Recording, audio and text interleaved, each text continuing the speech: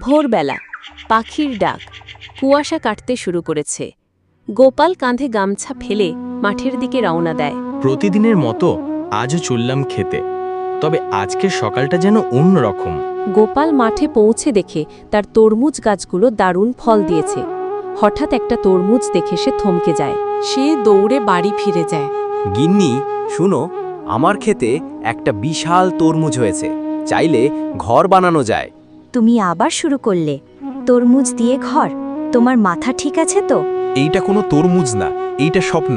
আমি এইটার ভিতর থাকব, ভাড়া দিব। খবর ছড়িয়ে পড়ে, গ্রামবাসী দেখতে আসে, কেউ হাসে, কেউ ভিডিও তোলে। আমার ৭০ বছরের জীবনে তরমুজে বাসা বানানোর কথা শুনি নাই। গোপাল, তুই একটা জিনিয়াস। রাহুল হাসতে হাসতে বলল, বাবা এখন তরমুজ হোটেল খুঁড়বে। গোপাল বাঁশ কেটে দরজা ফিট করে ভেতরে বিছানা দেয়, জানালাও কেটে ফেলে। এই ঘর আমি চাষের মৌসুমে কৃষকদের ভাড়া দিব, রোদে পুড়তে হইবে না।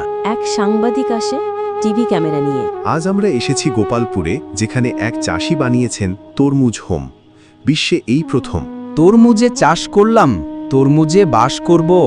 সরকারি টিম আসা, একজন ইঞ্জিনিয়ার আসে পরীক্ষা করতে। এইটা তো ইকো হাউস, পরিবেশ বান্ধব, জ্বালানি নেই, কেবল তরমুজ আর মাটি।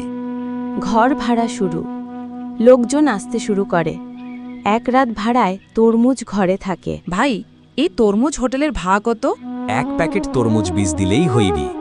বিদেশি পর্যটকের আগমন, একজন বিদেশি ট্যুরিস্ট এসে ভেতরে থাকে।